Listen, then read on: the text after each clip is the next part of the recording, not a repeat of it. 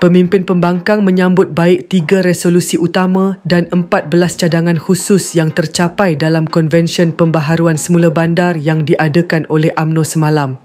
Dalam ucapannya di perhimpunan membantah rang undang-undang tersebut hari ini, bekas Menteri Noh Omar memberi pujian terhadap langkah UMNO yang meluluskan resolusi untuk menangguhkan pembentangan RUU-PSB sehingga ia dikaji semula.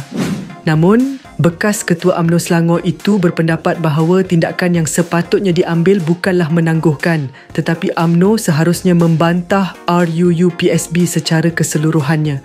Saya ada satu persoalan. Setiap akta yang hendak dibawa ke Parlimen mesti mendapat kelulusan dalam jemaah menteri.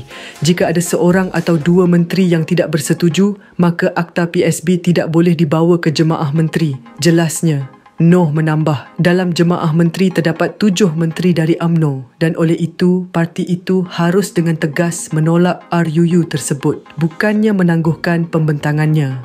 Semalam, UMNO secara rasmi menyatakan pendirian mereka untuk menangguhkan pembentangan rang undang-undang pembaharuan semula bandar di sidang Dewan Rakyat yang akan datang. Ini bagi memberi ruang kepada rombakan besar yang mengambil kira pandangan semua pihak yang berkepentingan. Keputusan tersebut dicapai dalam mesyuarat Majlis Kerja Tertinggi UMNO yang dipengerusikan oleh Presiden Datuk Seri Ahmad Zahid Hamidi di Menara Dato' On, Pusat Dagangan Dunia Kuala Lumpur.